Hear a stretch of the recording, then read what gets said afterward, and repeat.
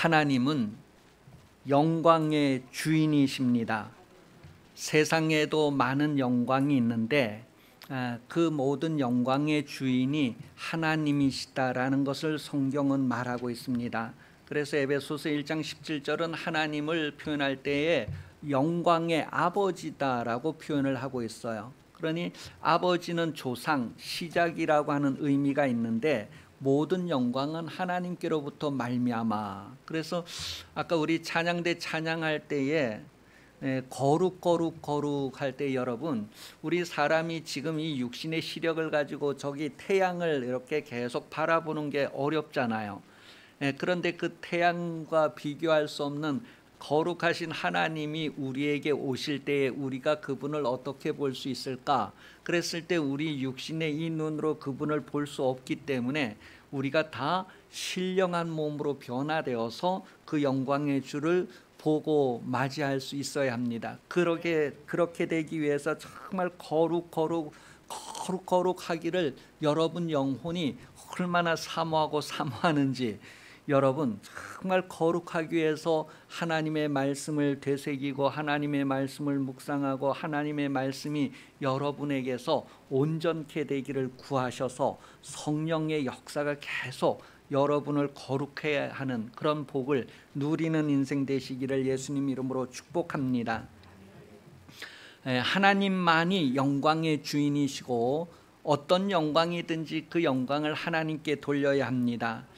우리가 졸업을 하든지 어떤 일의 성과를 얻든지 또 어떤 분야에서 아주 탁월해서 최고가 될 때에 그 받게 되는 영광이 있습니다. 그런데 그때 그 영광을 자기가 자기 영광으로 가지게 되면 자만하게 되는 것이고 높아지는 것이죠. 그런데 그런 모든 영광조차도 하나님께 돌릴 수 있어야 하는 것은 하나님이 그 영광의 주인이 되시기 때문에 그렇습니다. 하나님께서 태양에게 빛을 주시고 하나님께서 별과 별들에게 빛을 주시는 것처럼 하나님께서 어떤 나라의 대통령에게, 하나님께서 어떤 분야의 탁월한 사람에게 그 모든 영광을 나타내 주시는 거예요. 그래서 이 영광을 하나님이 나에게 나타내셨다, 나에게 주셨다, 그런 고백을 할 수 있어야 합니다. 그런데 그렇게 하지 아니하고 이 영광은 내 영광이다, 내가 잘해서 이 영광을 내가 가지게 되었다, 그렇게 한다면 위험합니다. 그런 인물을 성경에 소개할 때 다니엘서에 보니까, 다니엘서 5장에 보면 바벨론에 그 느부갓네살 왕이 교만해져서 하나님께서 이제 느부갓네살 왕을 이제 패하시고 그 아들 벨사살 왕이 이제 이렇게 등장을 하는데, 이 벨사살 왕이 예루살렘의 그 성전을 수탈해 가서 거기에서 가지고 갔던 수발 뭐 이런 걸 가지고 이제 잔치의 술 대접으로 사용하고 그러는 중에 그 벽에 큰 손이 나타나서 이렇게 글씨 쓰고 하는 뭐 그런 내용이 나오는 그런 본문에 보면 이 벨사살 왕이 영광을 하나님께 돌리지 아니했다, 그런 표현이 나와요. 그렇게 해서 이제 이 벨사살 왕이 영광을 하나님께 돌리지 아니해서 이제 정리되는 그런 이야기를 성경이 기록하고 있고요.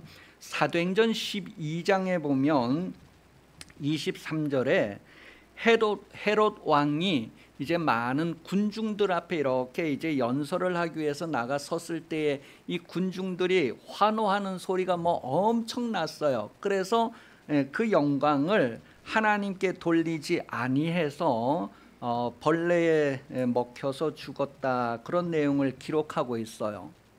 그러니 여러분, 우리가 이 땅에 살아가면서 가지게 되는 아주 그 작은 영광까지 하나님께서 우리에게 주시는 것이다 라는 고백이 여러분에게 아주 진실함이 되기를 예수님 이름으로 축복합니다. 우리가 인생을 살아가는 길은 두 가지 길이 있는데, 하나의 길은 제 길로 가는 것입니다. 또 하나의 길은 하나님께로 돌아오는 것입니다. 제 길로 간다라고 했을 때 그 의미가 무엇이냐 하면, 하나님의 뜻을 따르지 아니하고 스스로 옳다고 생각하는 길을 따라서 자기의 방식대로 살아가는 것을 말합니다. 그런데 그런 삶의 결국은 잠언 14장 12절에서 결국은 사망길이다라고 확인을 해주고 있습니다. 이렇게 제 길로 간 사람들을 성경은 소개하고 있는데 예수님의 12 제자 중에서 가룟 출신의 유다라고 하는 사람은 제 길로 갔다, 그렇게 사도행전 1장 25절에 기록을 하고 있습니다. 이 제 곳으로 갔다고 하는 말의 의미는 자기 자신의 자리로 갔다, 다시 말하면 하나님을 떠난 인간의 장소로 갔다는 뜻이에요. 하나님을 떠난 인간의 장소로 갔다, 곧 자기가 소속한 곳으로 갔다라고 하는 그런 표현이죠. 요한일서 3장 12절에 보면 아벨을 죽였던 가인이 바로 악한 자에게 속하여서 동생을 죽이게 되었다라고 기록하면서 그 악한 자의 표현을 마태복음 25장 41절에서는 그 악한 자의 처소, 악한 자의 자리가 어디인가 하면 바로 영원한 불이 있는 곳이다. 다른 표현으로 하면 지옥이다, 그렇게 기록을 하고 있습니다. 그러니 마귀에게 속하여서 마귀의 일을 하는 사람들은 마귀를 따라서 다 그렇게 영원한 불에 들어간다라는 것을 확인을 해주고 있어요. 그러니 제 곳으로 간다라고 했을 때 여러분이 갈 곳이 어디일까? 여러분의 자리가 어디일까 했을 때에 여러분이 하나님께로 돌아와서 하나님 품으로 여러분이 돌아가는 그런 복을 선택하는데 여러분 평생에 그러한 복을 선택하는 생활이 되시기를 예수님 이름으로 축복합니다. 이사야 53장 6절에 보면 모든 사람들이 다 제 길로 갔다라고 표현을 하고 있어요. 모든 사람이 다 육신의 선택을 따라서 썩어지고 사라질 그런 길로 갔다. 그래서 그 길에서 돌아서게 하려고 예수님이 오셨다는 것을 성경은 말합니다. 로마서 3장에서는 모든 사람이 다 죄를 범하여서 하나님의 영광으로 돌아갈 수 없게 되었다라고 표현을 하고 있어요. 본래 여러분들의 갈 곳이 바로 하나님의 영광인데 그 하나님의 영광에 돌아갈 수 없게 된 원인이 바로 죄 때문이다. 사람들이 다 육신을 쫓아가는 제 길로 갔기 때문이다. 그래서 하나님께로 돌아온 사람이 누구일까 했을 때 성경은 예수를 영접한 사람, 곧 예수 이름을 믿는 사람, 요한복음 1장 12절에 기록을 하고 있습니다. 여러분은 돌아온 사람인 줄 믿으시기 바랍니다. 하나님은 인생에게 돌아오라고 하셨습니다. 이사야서 55장 7절에 보면 악인은 그의 길을, 불의한 자는 그의 생각을 버리고 여호와께로 돌아오라. 그리하면 그가 긍휼히 여기시리라. 우리 하나님께로 돌아오라. 그가 너그럽게 용서하시리라. 예레미야 3장 14절 같이 읽어보겠습니다. 여호와의 말씀이니라. 배역한 자식들아 돌아오라. 나는 너희의 남편임이라. 내가 너희를 성읍에서 하나와 족속 중에서 둘을 택하여 너희를 시온으로 데려오겠고.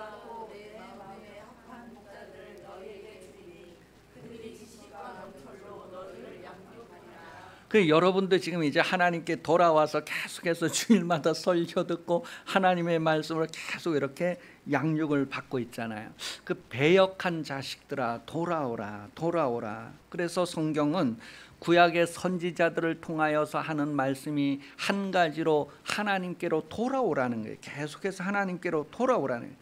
그런데 그 경고의 소리, 돌아오라는 소리를 듣고 사람이 얼마나 못됐는지, 얼마나 강팍한지 하나님의 돌아오라고 하는 소리를 가볍게 여기는 모습을 역대하 24장 19절은 기록을 하고 있습니다.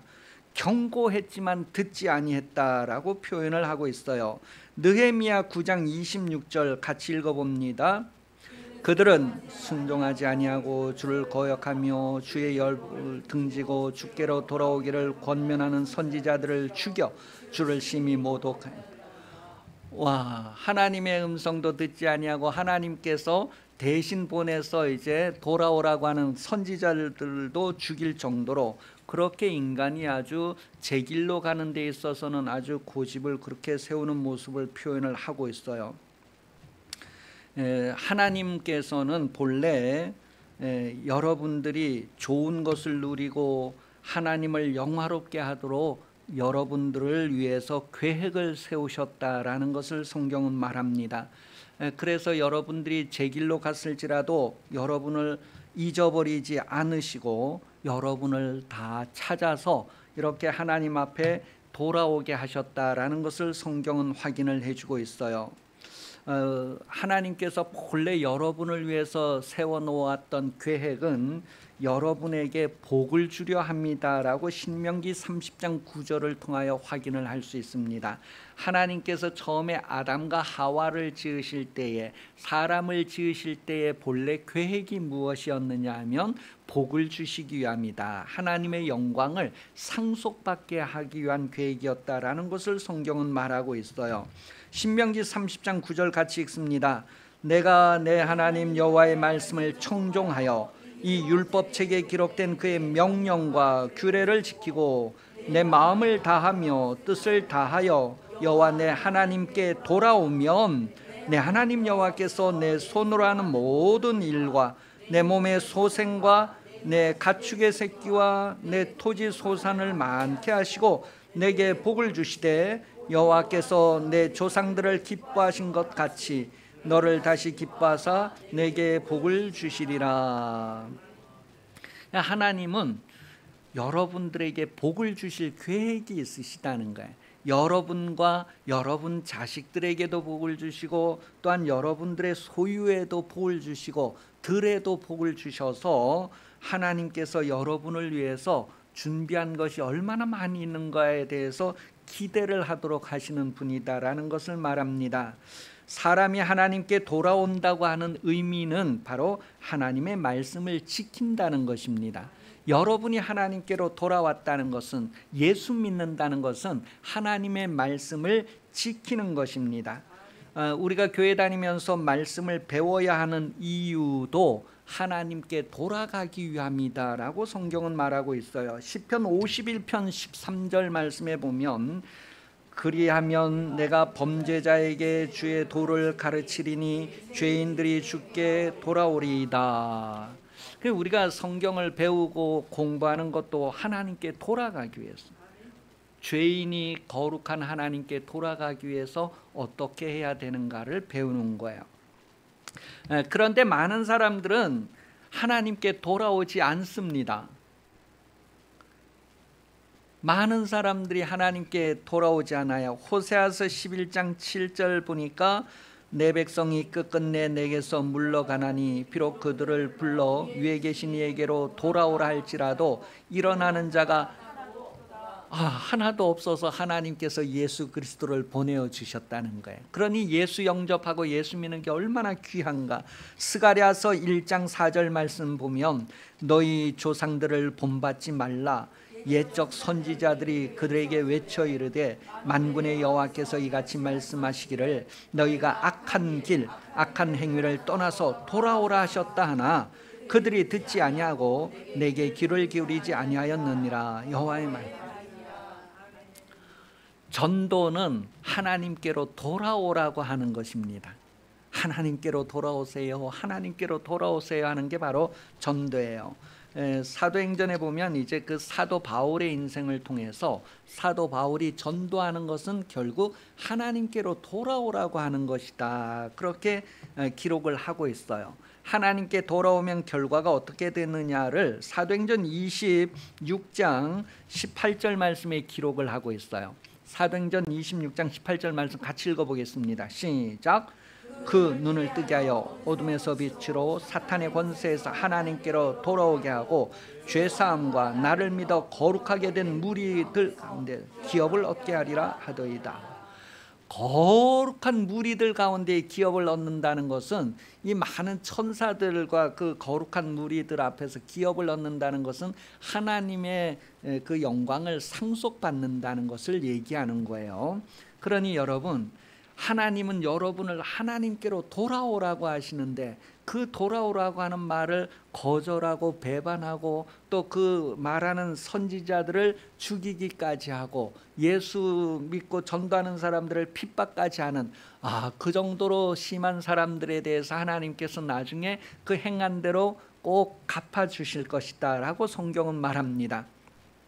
오늘 본문에 보면 이 나병 환자들이 고침받는 이야기를 기록하고 있는데, 나병 환자는 공동체에서부터 이렇게 분리되어서 이 동네 바깥 지역에 따로 이렇게 거해야 됩니다. 공동체의 일원이 될 수 없고 이렇게 분리되는 사람들. 여러분, 이 나병 환자의 모습에서 바로 우리 사람의 모습을 보게 됩니다. 본래는 하나님과 교제하고 사귐 가운데에서 하나님의 풍요로움을 누리는 그런 사람으로 지으셨는데, 이 사람들이 죄를 선택함으로 말미암아 하나님으로부터 이렇게 분리되어서 떨어져 있는 그런 죄인의 상태가 되었다라는 것을 말하고 있어요. 그렇게 나병이 걸려서 이제 이렇게 생활하는 그런 사람들이 이제 예수님이 지나가는 것을 목격하고 예수님을 부르게 됩니다. 가까이 오지도 못하고 저기 멀찍이 떨어져서 이렇게 다만 이제 예수님께서 긍휼을 베풀어 주시기를 기대하고 예수님을 부르는데, 13절에 예수님을 뭐라고 불렀느냐 하면 이 나병 환자들이 예수 선생님 그렇게 불렀어요. 그때 그 선생님이라고 하는 말의 의미는 바로 주인, 목자, 수호신이다, 그런 의미가 있어요. 주인의 의미예요. 선생님 할 때 그 선생님의 본 의미가 무엇이냐면 주인이다. 그래서 예수 주인, 그렇게 지금 외치고 있는 거예요. 이 주인의 의미가 똑같은 단어가 어디에 나타나느냐 하면 누가복음 5장 4절에서 8절에 나타나는데, 예수님께서 사람들이 너무 많이 모여드니까 이제 바닷가에서 배를 하나 이렇게 구해서 그 배 위에서 이제 육지를 향해서 설교하는 내용이 나와요. 그리고 그 배에서 이제 설교를 마치고 이제 그 배의 주인에게 얘기하는 내용이 누가복음 5장 4절에서 8절에 나오는데, 이때 그 보니까 말씀을 마치시고 시몬에게 이르시되 깊은 데로 가서 그물을 내려 고기를 잡으라. 시몬이 대답하여 이르되 선생님, 우리들이 밤이 새도록 수고하였을 때 잡은 것이 없지만은 말씀에 의지하여 내가 그물을 내리리이다. 그때 그 베드로가 선생님 할 때 그 부른 단어가 오늘 이 나병 환자 10명이 예수 선생님 그렇게 부른 그 선생님하고 똑같은 단어예요. 그 단어의 의미가 주인이라고 하는 의미란 말이에요. 그래서 이 베드로가 밤이 맞도록 어부 생활을 했는데 고기를 한 마리도 못 잡고 그물을 싣고 있을 때 그 배를 예수님이 사용하시고 이제 깊은 데 가서 그물을 내려라. 고기는 깊은 데 없다고 해요. 저는 낚시를 잘 몰라서 고기가 깊은 데서 본래 없다고 그래요. 깊은 데. 근데 예수님이 깊은 데 가서 그물을 내리라. 그러니까 이 베드로가 자기 어부의 지식을 양보하고 포기하고 예수님의 지식을 따라서 깊은 데 가서 그물을 내리겠다는 거예요. 그때의 말씀에 의지해서 내리겠다. 주인의 말을 종이 듣는 것처럼 내가 내 의지를 내려놓고 내 경험과 내 지식을 내려놓고 그렇게 하겠습니다 해서 할 때 그 주인이란 의미가 바로 이 나병 환자들이 예수 선생님, 예수 주인님 그렇게 부른 거예요. 이 의미가 또 다른 곳에서 그 갈릴리 호수를 제자들이 예수님과 함께 이렇게 그 갈릴리 호수를 예수님이 함께 지날 때 왜 풍랑이 일어나잖아요, 그죠? 그 막 풍랑이 일어날 때에 이제 이 제자들이 예수님을 향해서 주여 우리가 죽겠나이다 그런 표현이 나와요. 누가복음 8장 22절에서 24절 사이에 나오는데 그 24절에 보면 제자들이 나와 깨워 이르되 주여 주여 우리가 죽겠나이다 한데, 그때 그 주여 주여 할 때 그 주가 바로 이 나병 환자들이 예수 선생님, 예수 주여, 예수 주인이여 이렇게 부른 거와 같은 단어를 쓰고 있는 거예요. 그러니 여러분, 예수님을 주인으로 고백할 때에 바람과 바다도 잔잔해지고, 예수님을 주인으로 고백할 때에 내 생활에 일어나는 여러 가지 환난 풍파가 잔잔해질 수 있다고 하는 것. 그러니 여러분, 우리가 살아가면서 무슨 당황할 일을 만났다 할지라도 당황하지 말고 예수님이 주인이시다, 그것을 고백하면서 예수님께서 이 문제를 해결해 주시기를, 그분을 주인으로 인정하기만 하면 그분의 다스리심이 우리 삶에 그대로 나타난다는 것을 말하고 있습니다. 그 외에도 예수님을 주인으로 인정하면 어떤 일이 일어나는가를 성경은 여러 곳에서 확인을 하고 있습니다. 여러분, 그 제자들이 누가 더 높은가 그렇게 서로 막 다툼이 일어나고 뭐 그랬을 때에 예수님께서 이제 그들에게 교훈을 하시고 나서 이제 그 누가복음 9장 49절에서 50절에 보면, 요한이 여짜오되 주여 어떤 사람이 주의 이름으로 귀신을 내쫓는 것을 우리가 보고 우리와 함께 따르지 아니하므로 금하였나이다. 예수께서 이르시되 금하지 말라. 너희를 반대하지 않는 자는 너희를 위하는 자니라 하시니라. 그때 요한이 여짜오되 주여 했을 때 그 주여라고 하는 단어도 주인의 권리를 인정하고 그런 차원이에요. 그래서 주여, 어떤 사람이 귀신을 쫓는데 와, 우리와 같이 다니지 않아서 앞으로는 귀신 쫓지 말아라 그렇게 했는데, 예수님께서는 그렇게 하지 말고 그냥 그렇게 하도록 내버려 두라고 그렇게 말씀하셨죠. 그때 이제 그 요한이 주여 했을 때에도 바로 이 나병 환자들이 예수 선생님 하고 불렀던 단어와 똑같은 단어예요. 여러분, 우리가 하나님을 주인으로 인정할 때, 예수님을 주인으로 인정할 때, 여러분 인생의 주인으로 인정할 때에 놀라운 일들이 나타난다는 것을 성경은 말하고 있습니다. 그러니 여러분, 여러분의 인생으로 알고 여러분의 인생에 여러분이 주인 되려고 하지 말고 내 인생의 주인은 하나님이시다, 그런 고백과 함께 하나님의 다스리심, 하나님의 그런 능력에 놀라운 은혜를 누리는 인생 되시기를 예수님 이름으로 축복합니다. 마태복음 7장 21절에 보면 우리가 입으로만 주여 주여, 입으로만 하나님이 내 삶의 주인입니다, 하나님이 내 인생의 주인입니다, 이 문제 해결해 주세요, 입술로만 그렇게 하면 안 되고 하나님의 말씀을 순종하는 생활에서 그렇게 해야 된다는 것을 말하고 있어요. 그러니 행함으로 하나님이 여러분의 주인 된다는 것을 고백하는 그런 증거를 가지고 있는 생활이 되시기를 바랍니다. 그래야지만 어떤 일을 당했을 때에 하나님이 내 주인이시다라고 하는 고백의 증거들이 있잖아요. 그 히스기야 왕이 병들어 죽게 되었을 때 하나님 앞에 기도한 내용이 뭐라고 나오죠?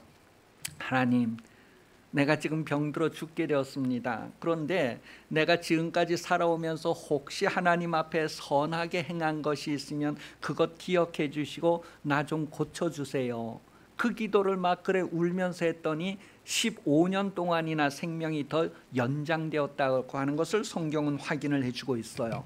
그러니 여러분, 우리가 입술로만 주님으로 고백하는 것이 아니라 실제 생활에서 하나님의 말씀을 그렇게 순종하는 증거들이 있어서 여러분이 어떤 큰 일을 당하였을 때에도 주여 고백했을 때 주님이 여러분을 바로 돌아보실 수 있도록 그런 삶의 신앙이 되시기를 예수님 이름으로 축복합니다.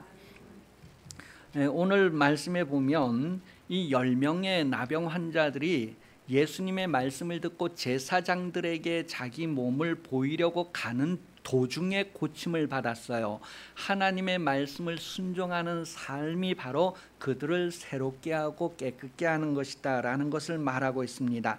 하나님의 말씀을 순종하는 가운데에서 고침을 받았다는 거예요. 그래서 고침받은 사람들 중에 9명은 다 제 길로 갔다. 그 9명이 바로 유대인을 얘기합니다. 유대인들은 다 제 길로 갔다는 거예요. 고침받았다는 것을 확인하고 이제 나았구나, 이제 내가 나았으니까 공동체와 다시 어울릴 수 있고 내 인생을 다시 살아갈 수 있구나. 9명은 다 제 길로 갔다는 거예요. 자기 생각에 자기 삶의 방식을 선택했다는 거예요. 그런데 그 10명 중에 9명은 제 길로 갔고 그 중에 사마리아인, 이 이방인 취급을 받고 있는 사마리아인 한 명은 예수님에게 돌아왔다, 그렇게 표현을 했어요. 유대인들은 다 제 길로 갔는데 이방인은 예수님에게 돌아와서 감사해요. 다시 말하면 하나님 앞에 예배하는 그런 모습으로 회복된 것을 우리에게 보여주고 있습니다. 그리고 믿음이 바로 이것이 믿음이다, 그렇게 확정을 해주는 거예요. 여러분, 믿음은 제 길로 가는 것을 믿음이라고 하지 않고 돌아와서 다시 하나님 앞에 예배자로 서는 것을 믿음이라고 하고, 그가 바로 하나님께서 구원이 너에게 이루어졌다라고 선언을 받는 사람이다라는 것을 오늘 본문이 우리에게 확인을 해주고 있습니다. 본래 유대인들이 이방인보다 더 뛰어난 것은, 탁월한 것은, 더 나음은 로마서 3장 1절에 보면 하나님의 말씀을 맡은 것이다 그랬어요. 하나님이 먼저 말씀을 유대인들에게 주었지 이방인들에게 먼저 준 것이 아니다. 그 유대인들이 나은 것이 무엇이냐 했을 때 하나님의 말씀을 먼저 받은 것이다 그랬어요. 그런데 그들은 하나님의 말씀을 먼저 받았는데도 그 하나님의 말씀대로 행하지 아니하고 다 제 길로 간 거예요. 자기들이 원하는 삶의 방식을 살았다는 거예요. 하나님의 말씀대로 살지 않았다는 거예요. 그런데 이방인들은 복음을 듣고 잘못했구나, 하나님 말씀대로 살아야지, 그렇게 세리와 죄인들은 하나님께로 돌아오는 모습을 보여줍니다. 그래서 그것을 믿음이다, 믿음을 보셨다, 그렇게 성경은 말하고 있어요. 오늘 본문의 9명은 다 유대인을 표현하고 있는데 그들에게는 언약이 있습니다. 그들은 하나님을 제사하고 하나님을 예배할 수 있는 언약이 있어요. 그런데 그 언약에 충실하지 아니하고 자기들의 삶의 선택, 자기들의 길로 갔다는 것을 성경은 말해주고 있습니다. 성도는 하나님께로 돌아와서 예배하는 그 언약에 충실해야 할 것을 성경은 말하고 있어요. 여러분, 하나님이 여러분과 맺은 언약 중에 중요한 언약이 무엇이냐면 바로 하나님을 예배하는 언약이라는 거예요. 그것을 성경은 여러 곳에 확인을 해주고 있어요. 바로 시편 50편 5절 같이 읽어보시겠습니다. 시편 50편 5절 시작.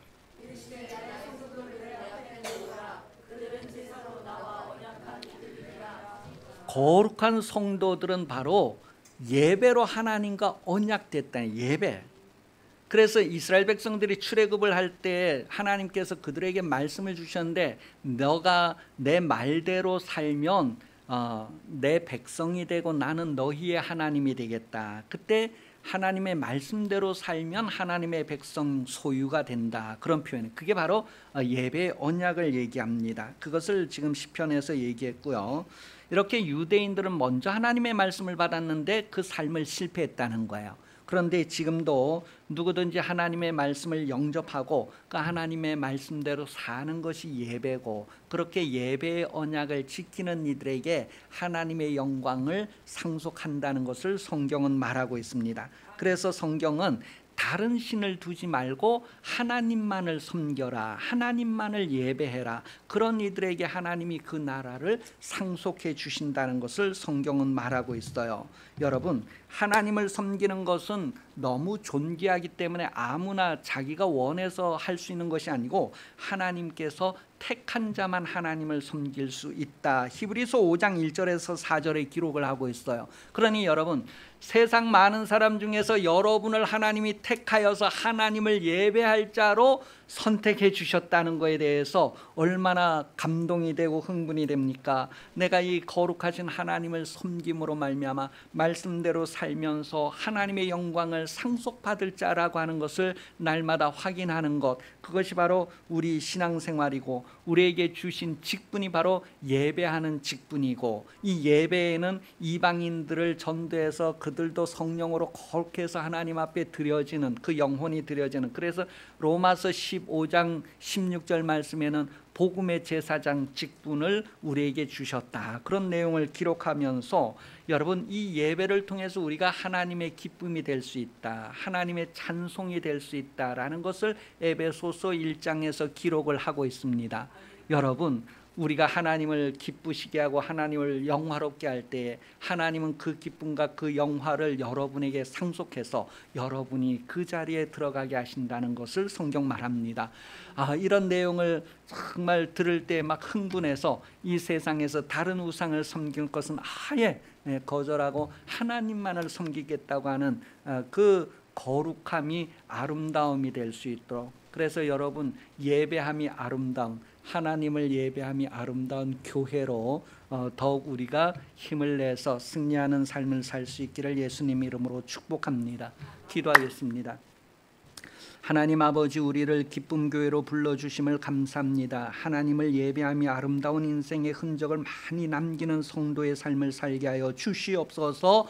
이제는 다시 오시는 예수 그리스도께서 은혜 베풀어 주시며 하나님 아버지 크신 사랑하심과 성령 감화 감동 역사 인도 교제하시고 도와주시는 은총이 주일 오전 예배 참석하여 머리 숙인 성도들 위해, 그 자손들 위해 영원히 함께 하시기를 간절히 축원하옵나이다. 아멘.